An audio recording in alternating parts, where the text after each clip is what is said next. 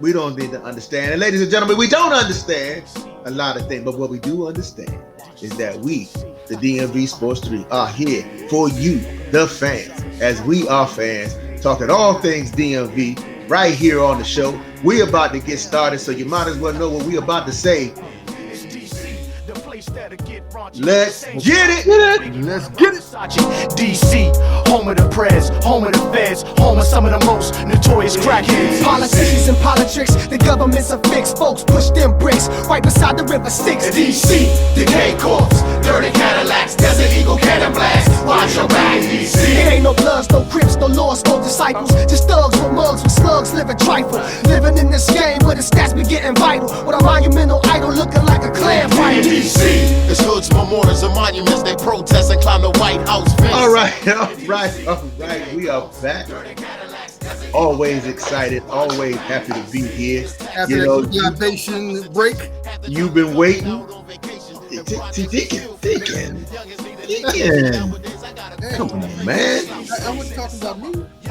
No, because we are sponsoring cool and refreshing drink called water. Water is the best libation that you can have. Kids, make sure you drink your water before you go to bed. Sometimes it's cold.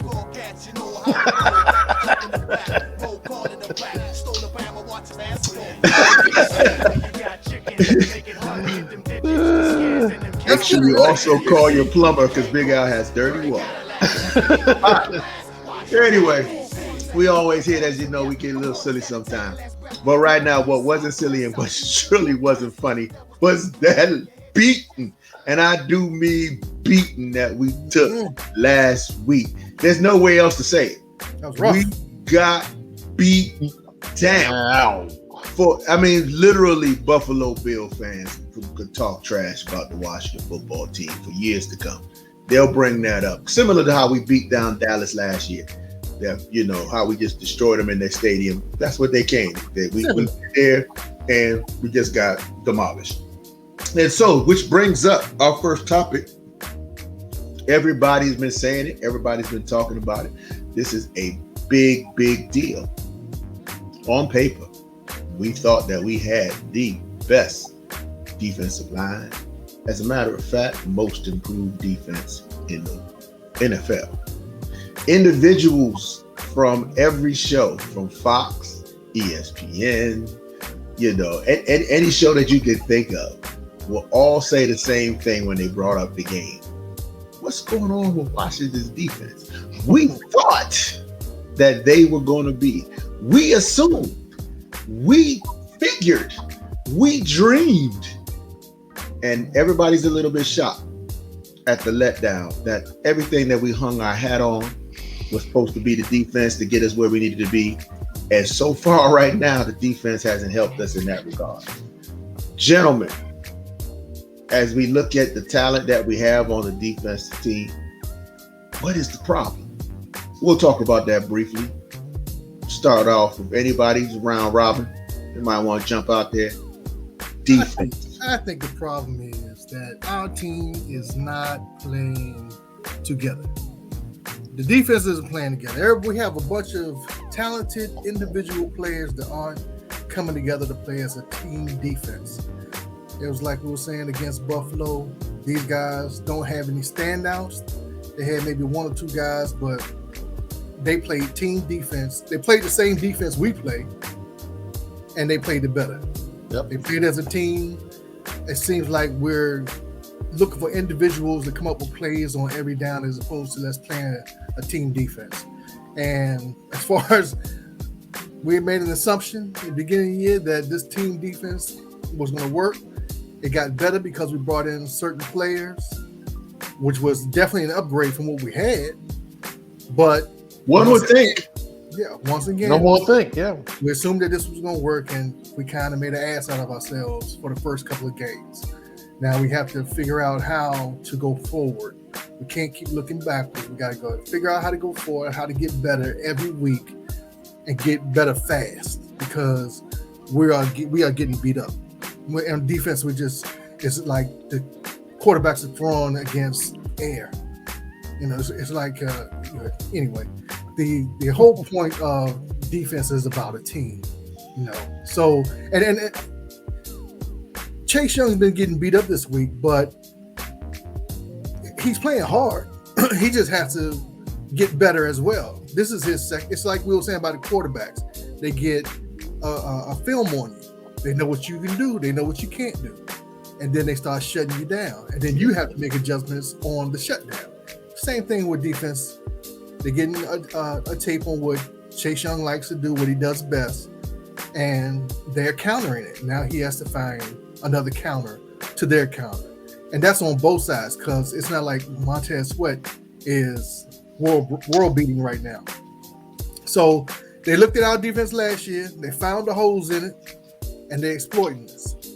Now it's time for Del Rio to make his money and recounter the counter.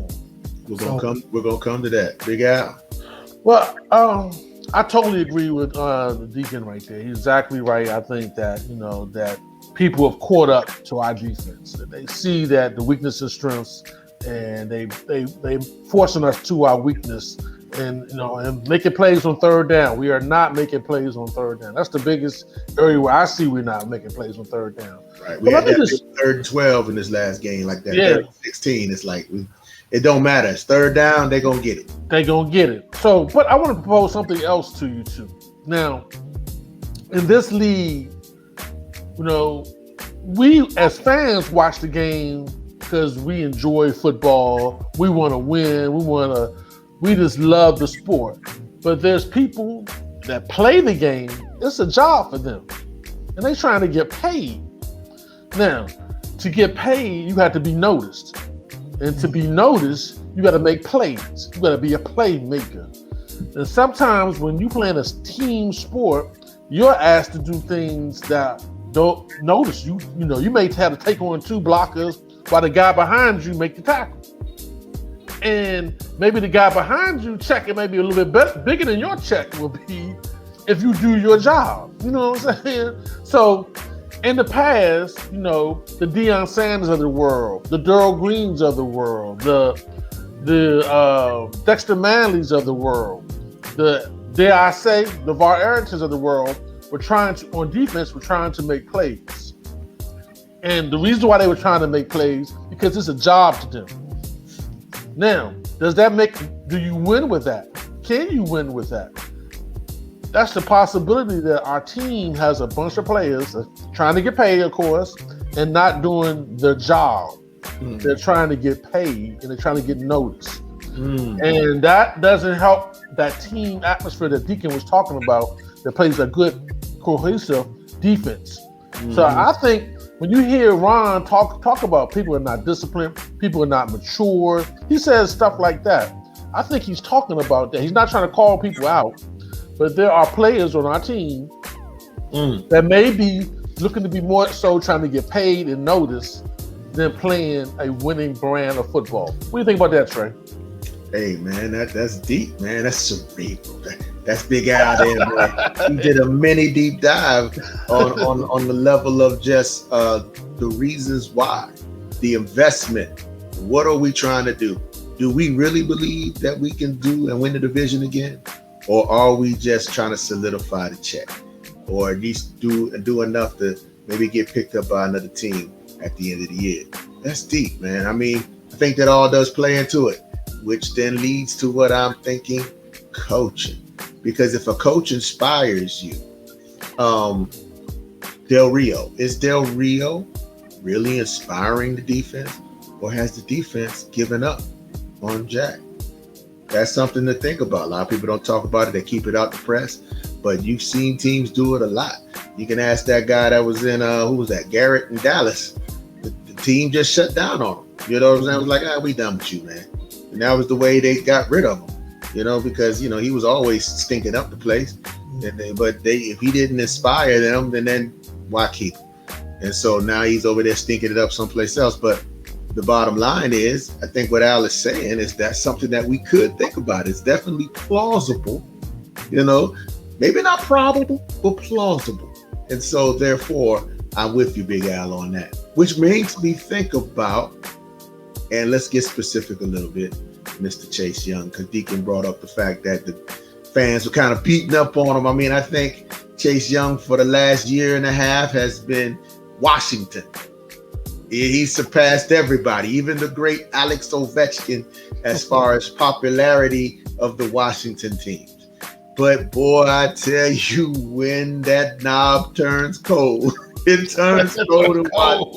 And everybody's been talking bad about the youngster, Chase Young, man. They calling him everything as overrated to he's not necessary. Somebody even said, why'd you miss OTAs? I was like, oh, they went back there. And so with that being said, one particular tweet was, Chase Young is LeVar Arrington. Now, because those of you who don't know LeVar Arrington, Al mentioned him, his best Washington historical event was retiring the great Troy Aikman, who used to come in here and give us fits. And he put him down as a young man, just put him out of his career. Took his shots in one play. But at the end of that, the trajectory for Mr. Arrington wasn't what we thought it was going to be. So I think the analogy was kind of saying that could this be a lot of Arrington hype to find out that it's not necessarily transitioning? What do you think about that, Big Al? Well, LeVar Arrington was a dynamic player with special talent, speed, power, strength, size, and aggressiveness. He was the number 3 pick for us. He was a very, very high pick. He was a number 3 pick. He had great pedigree when he was from Penn State. He had the LeVar Arrington leap. Apparently, his college days, he used to leap over the line of scrimmage and hit people. He did it a couple of times here. Yeah. He had the pedigree, and he was a toast of the city as far as defensively. And he did knock out Troy Aikman, and put him out in his career. But LeVar Arrington was known to kind of just do what he wanted to do. He didn't really run the defense that the defensive coach would call. He kind of freelanced it. And in defense, you have to play as a one group. You have to pursue as one group, and you have to kind of play your defense as a coherent group. And LeVar Arrington was known to kind of freelance it, not exactly doing what the coach asked him to do. Now looking back, he said, "Nah, I didn't do that." But he had a couple of nicknames, and one of them, was Bobby Boucher. He just kind of just hit people, you know what I'm saying? My mama.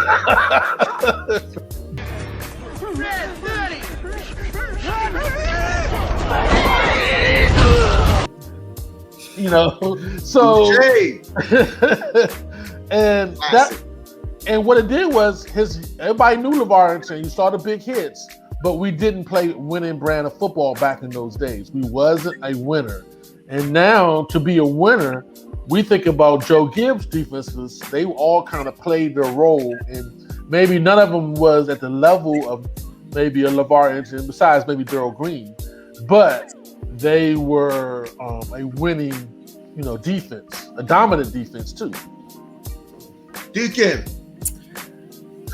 You know what? It's game 4, and before we get too lost in how bad we lost, let's just hope that was an aberration.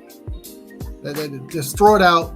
You don't look at the tape. There's nothing good on it, except for maybe that little screen touchdown we got. And as we look forward to, because I don't want to beat up on the guys too much. Let's wait till they got another bad game. I don't know how many bad games if we start busting them out, but I'm gonna wait another week because this is a game that we should win. As we look forward to the next game in Atlanta, our defense should be able to pick these guys off.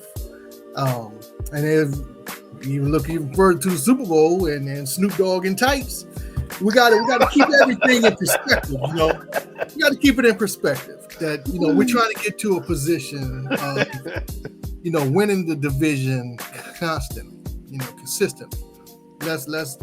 It takes a whole season, and we need to win the games that we can win and then pick off some that were maybe not in our realm to be able to take from another team. But in that aspect, we've got to get a lot better. I think Chase Young is a lot better than LeVar Arrington. He's a new breed of a player, and he just has to be able to hone his skills every play to do something to affect the play. You can't just do an outside rush all the time. You can't only have one or two moves. You got to be on a whole different level when you're playing against professional football players. And they weren't ready for him last year. He did a lot of bull rushes, a lot of rushes to the outside. He didn't do too many stunts or anything like that on the line where we dropping him down into the middle. I mean, like I said last week, I don't understand why they had him in the pass pattern, but whatever. Let's get Del Rio to call the game properly. If we're gonna run zone, teach them how to run a zone. We get picked off. I mean, they third down zones. That's giving up a third down. It don't matter if it's 5 yards, 10 yards, 15 yards. If it's a zone, they're gonna get their first down unless the guy drops the ball. Because we're not checking anybody. We got to stay in a man-to-man defense and blitz. That's our defense. We're fast when we play fast. If we sit back on our heels and try to keep them from getting more than 7 yards or more than 10 yards at a time, I think it's going to continue to be like it is. We've got to play fast and downhill, blitz, stunt, whatever. But don't be predictable on the line every Sunday. Coaching. Ding. Because if they see what you did last Sunday and you come with that this Sunday, they're going to get you. Because they practiced all week like we did. Did we? Hopefully. Hey, well, Deacon, I'm going to ask you a question before we move on to Trey. Real quick, Trey. Deacon, now, last year we played a 3-deep or quarters zone the whole year. It was effective. That's what we did best. The team we had last year, the 3-deep or quarters, 4-deep, even one, we would seem to bend but don't break. It was very effective, and you're right. Everybody studied that. All the NFL saw how effective we were, especially against Tampa Bay and all that. We was effective. Mm-hmm. So they studied that. They developed schemes to beat that. Now we're trying to, go to a man-to-man with a 4-man rush, and we just still don't have the players to play that change-up. Do you think we should go back to that 3-deep and 4-deep quarters defense and just, hey, that's what we do, and and just tighten it up, or should we mix it up and go back to that man-to-man like we tried the earlier part of this year? Just my opinion. I think we have to stay man-to-man. And I say that because it worked last year because we had zone defensive players. Darby was a zone guy. He wasn't a man-to-man. Right, we got St. Juice in there playing corner. That's not a zone guy. He's a man-to-man. Yep. William Jackson's a man-to-man guy. We know Bostic is not a man-to-man guy, but he's in there. We got to put Davis in there. He's a man-to-man guy. Yeah, he can play those guys. So if we're going to play the defense, we got to have the players to play it. And when we decided to switch to man-to-man and get man-to-man defensive players, we can't play zone. You can even throw that in there sometime, but you got to be a core man-to-man defensive team. Use your speed, use your jamming on the line, blitz on the corner, something, but we can't be just sitting back hoping that the offense messes up. Because that's basically what you're doing. You're giving a whole bunch of plays, hoping that one time they're going to mess up and going to put them behind the chains, and then we're going to get them. Well, the point is, though, Herbert didn't mess up. Herbert crushed our man. He crushed our man-to-man. We're not getting enough pressure to play man-to-man. That's the problem. So let me ask you a question. No. You play man-to-man when you blitzing. You play man-to-man. You don't play zone. We're not blitzing. That's what I'm saying. We got to blitz. We got to stunt. We got to play man-to-man fast. That's what I'm saying. Here's something that's interesting. Shout out to Lake Lewis. What's up, Lake Lewis?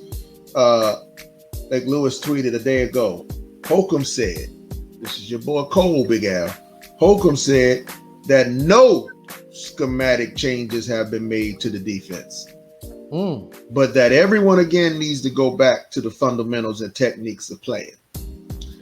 Holcomb said that there hasn't been any changes, which is what I've been saying. There hasn't been any changes. There hasn't been any adjustments. There hasn't been any thought.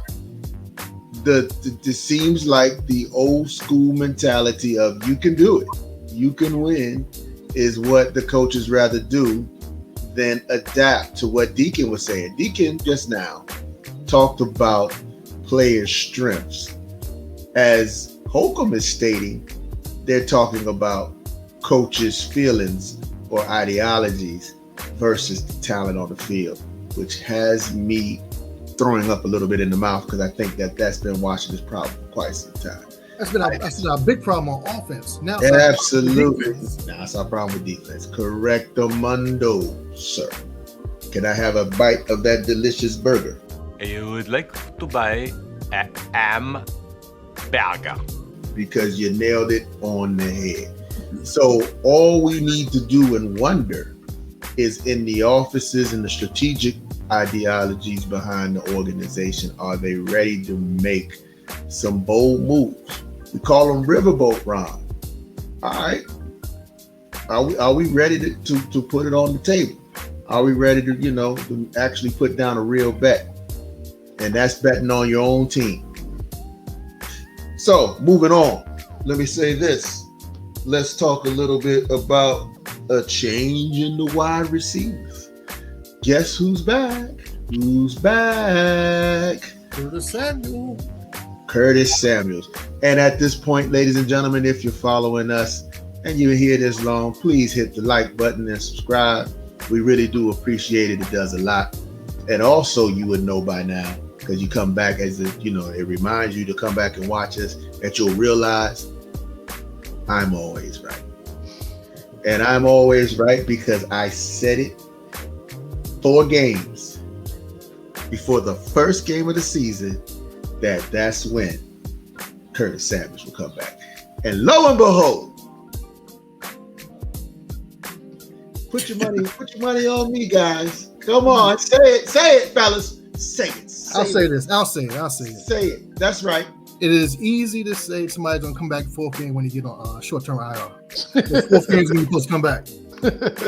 But you go ahead. You're right. You're absolutely right. So what? You forced me to say something. Listen. I didn't say be logical. Look, just say something. The way our wide receivers, looking in the last 2 games, last couple of games, we need some injection. So I'm happy to see the brother back. Hopefully that speed that we talked about, we have not seen the speed that we talked about will show up against in the ATL this weekend. You know what I'm saying? Mm-hmm. That's what we hope. We need Humphreys. Y'all see how slow Humphreys is. He's not separating. He's a professional slot guy, but slot guys are supposed to get 5-10 yards at the most per play. So my question is, and I just want to make sure we're clear. AGG got actually beat out Harmon. Harmon was one of the first to get cut, right? We're bringing Harmon back. Yeah. Well, he's on the practice squad. He's on the practice squad with AGG, I think. Is AGG still there? I thought so. That's what I was trying to get at. I'm saying it's like neither one of them got their number no more. Well, I mean, if you look at it, I don't want to. What if Samuels gets hurt again? We need a guy. We need another guy. And the guys that we had back just weren't doing it. So maybe they just said, "Hey, let's put some more competition in the team, and let's see if it helps anybody get any better." But like I said, he's coming off that knee injury, and that's 2 years out, man. That's not 1 year. That's 2 years out. So he's on his first year back. He's still trying to develop his strength and his speed. So I knew he was I didn't think he was gonna make the team. I was hoping because he can catch the ball at least. But it's just hard because we had a whole bunch of players that played the year before, and he wasn't Ron's pick. So he was just playing against the numbers at that point. Yeah, well, Deacon, we had a whole bunch of. Now we know we had a whole bunch of average players out there. We didn't have anybody that was outstanding. We had a whole bunch of average players. Now, I want to give Brown the benefit of the doubt. He's still a rookie. He still can grow. But everybody else is average besides Scary Terry. Terry is still the only receiver we can. You know what I'm saying? Everybody else. So, Harmon, he's just somebody that knows the offense. I think they brought him back because he knows the offense. If somebody gets hurt in an emergency case, we break the glass and he gets out there and takes a couple snaps. He runs out there side by side with the defender like everybody else.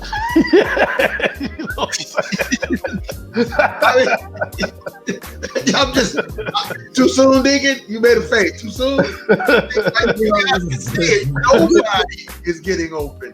Nobody. I'm trying to get on. Okay, no, I'm gonna wait. No. The tight end is getting open. Logan Thomas is getting open. Scary Terry. Gibson, McKissick, Thomas, Terry is the offense. Right. That's it. Right. Yeah. That's it. And the sad part is, unless we start running wing T to get both McKissick and Gibson on the field at the same time. So wing T work, man. Wing T work. Hey, wing T, baby. That would be funny. That would be funny. But you know what's funny? Scott Turner will probably see that and say, "Man, this is plausible. This could actually work," and won't do it. They probably already thought about it. The defense is already prepared for it. I can't do it. What are you gonna do? We're gonna run the same off tackle play that we run every first down. Go! No audibles. But the good thing about Atlanta's defense is they play a lot of man-to-man. So it may be. Well, I got a friend of mine in the ATL that I talked to. And in the ATL, they saying the good thing about us is that we play zone and we're gonna kill them, and they're looking for a win. This is their win. This is their victory, their guaranteed victory. So talk to the other quarterbacks like, what did you do against Washington? Yeah, for real. That's all you got to do. You know what I'm saying? So they feel like Matty Ice is going to torch us. It's a possibility. And they're gonna, the Dirty Birds are gonna rise again. That's so they, we're saying this is our get right game, and they're saying this is their get right game. But all it takes, just like if the Rio can feel what I feel, is to call the right play and get a nice solid hit on Matty Ice, because he's just as old Fitzy. Nice, about 38. Hey, I don't know. That man, is he 52? He's old. He's on the old side. Put it that way. He's up there with Rodgers and Fitzy, and and he's right behind Brady and them. Yeah, he's right behind Brady. So all I'm saying is you got to think that way. You got to figure out a way to put a hat on him. And it doesn't mean that he can still make the play, but when the old guys got to get off the ground 2 or 3 times, man, it's a different game third quarter. That's all I'm saying. That's all you need. It's like, man, I'm sore. Yeah. Now let's see you run. Now let's see you throw. Now let's see you do all that stuff, Mr. Ice. Come on now, what you gonna do? I don't know if y'all got a chance to watch the Tampa Bay LA Rams game. Did y'all see that game? What I saw was a different league. Yeah. We're not in it. That game was one thing to me. Yo, Aaron Donald is one man. The whole offense by itself. I could have sworn one time they lined up, it was just Donald and the safety. And all 4 men got pushed down. And he got the beast, man. So, and you notice that Brady wasn't the same Brady that we normally see, because Aaron Donald was hitting him off his spot. You know what I'm saying? It was, in LA ended up winning the game because, like you said, Trey, you just said it, in the fourth quarter, Brady wasn't Brady.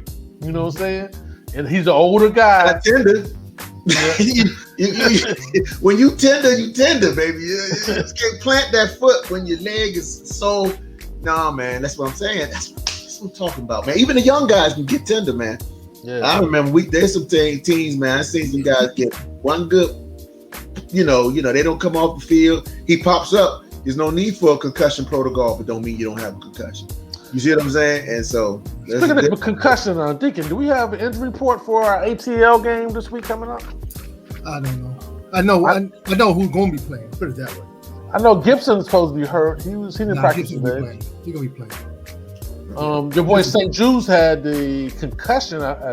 Concussion, they said. Didn't they say that? Mm-hmm. And Samuels is back. I know that. What? Hello. Hello. How you doing? Good. All right, cutie. I'm glad you saw us and introduced yourself. Oh, shut.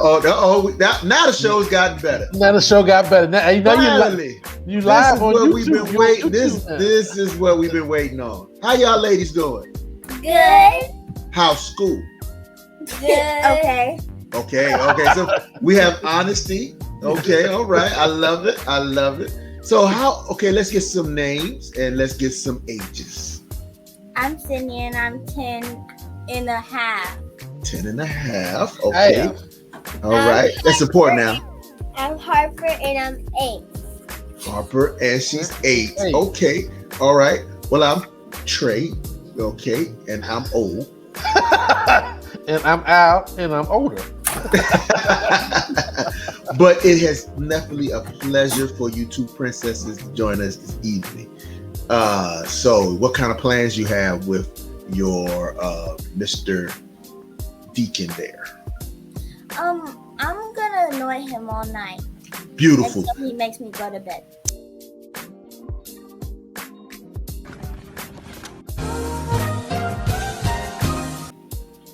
All right, we're back.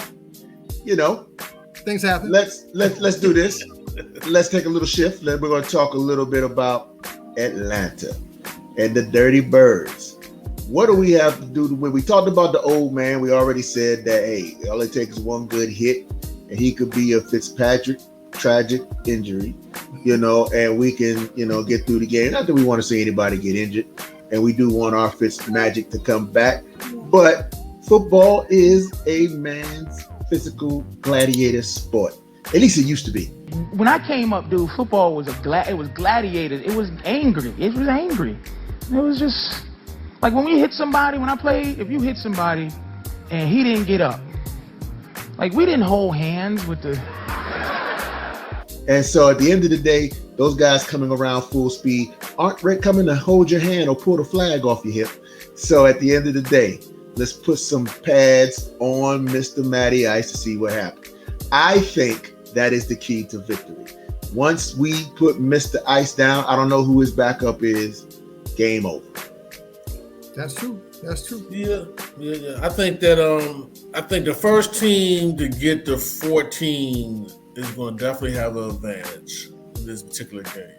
Whoever feels good and feeling confident can take it to another level. I think all we need as the Washington football team is to feel good about ourselves. A couple good hits on Matty Ice, maybe Scary Terry taking it to the house, Gibson taking it to the house. Just a couple feel good moments and return the tides around for the WFT. That's all we need. And I think the ATL, Dirty Birds, on the team that we can do that too. I think Matty Ice is going to be in the pocket. He's not going to get out of the pocket. He's going to be in the pocket. You know where he's going to be at. You know he has the tight end, what's his name, Pitts or something like that. He's going to throw to Pitts, the rookie, and then he's going to throw to the other wide receiver from Alabama. What's the guy? Calvin Ridley. So those are his two targets. His running game ain't the best. It's okay. You know what I'm saying? And the defense is an average defense. They did beat the Giants, but it was a close game. It was just like we played the Giants. It's the Giants. Big Blue. Hard game to watch, man. So Atlanta, is not the most high quality team, but Matty Ice can get hot from the pocket if you allow him to set his feet. So we hit him early. I think the first quarter is going to tell us where we're going as a fan. It's going to be a long game. It's going to be a fun game. The first quarter is going to mean a lot. Right on. Yeah, that makes sense. I mean, like you're saying, they can be got. I think we can pump them too. Like I said, get them a couple times, put them behind the chains, put them behind the scoreboard. I don't think they're built to come back. Now, I watched the game against the Giants. That was a horrible game to watch, just football-wise, you know. I would say 80% of their plays go to Calvin Ridley and Cordarrelle Patterson. And his name is Cordarrelle. They call him Cordell, but in Tennessee, they call him Cordarrelle. They think he changed the name when he crossed over. See, y'all might have seen a switch just now, you know, before we got into this topic, just because something happened and we old, so we can't remember what we was talking about before we went to the next subject. So now we're talking about the football game. What are you talking about? So, see, I know you can't remember. So I mean, when we play Atlanta, they're going to play their Cordarrelle Patterson is their Curtis Samuel. They play him as a running back. They play him in the slot. They play him as a wide receiver. So they have to. Let's say they're imaginative with their offensive plays to get those two guys the ball. Their running backs aren't that good. So, like I said, Cordarrelle Patterson is a wide receiver. That's what he played in college, and that's what he played when he first came into the NFL. Now, he was big on the punt returns and kickoff returns. He used to score touchdowns like Desmond Howard used to score. And then they started trying to move him around because I forget the team he was on before, but I think the running back got hurt, and that's the only guy they had to run the ball. So he runs a lot. He swings it out. I think this is Jamin Davis' football game because Bostic can't check him out of the backfield. It's going to have to be Jamin Davis playing our linebacker that checks the back out. Otherwise, we're going to get burnt all game. And I think that will be on the coaches because that's irresponsible of them not to make that change. If they don't, then let's just say that they want to play the scheme and the defense they want to play and not adjust to each team week to week and what they have to put a pressure on. So once again, we were saying that, you know, this is the year of the coaches being on the hot seat. Now, he only been here, this is his second year. It seems kind of funny to put him on the hot seat after a good year he had last year. But even last year, we only won 7 games.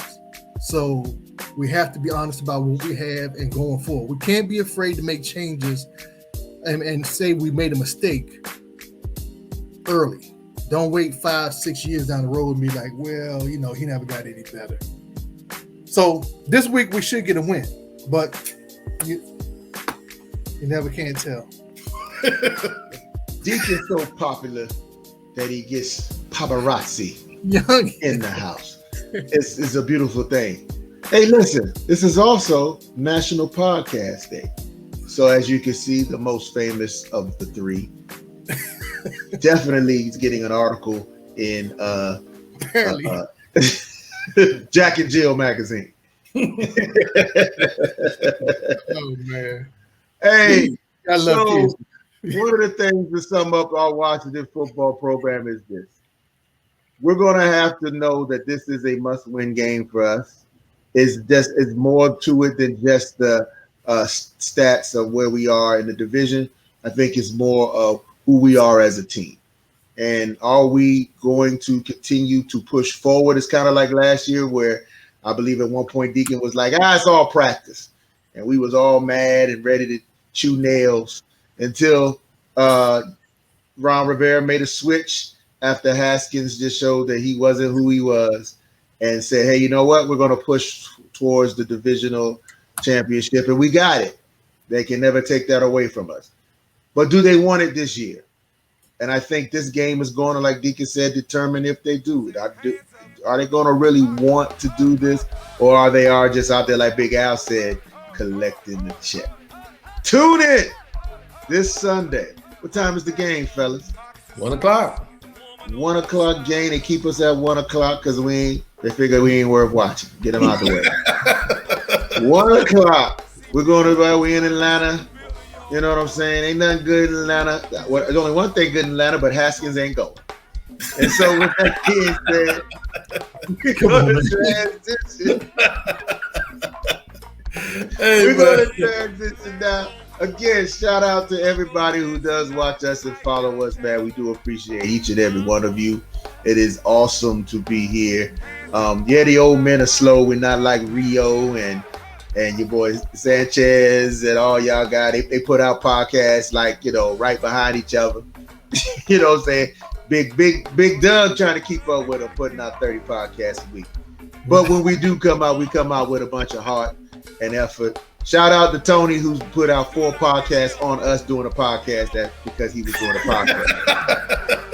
Hey, Kyle, we're going to get out of here, fellas, man. Manny, shout out to Manny. Hey, we got to win in the ATL, y'all. We're going to win in the ATL. Gotta win in the I ATL, guarantee. Guarantee. All right, we out. Ooh, dang. How you feeling? A living legends in the building. Hey, BJ, you gotta stop.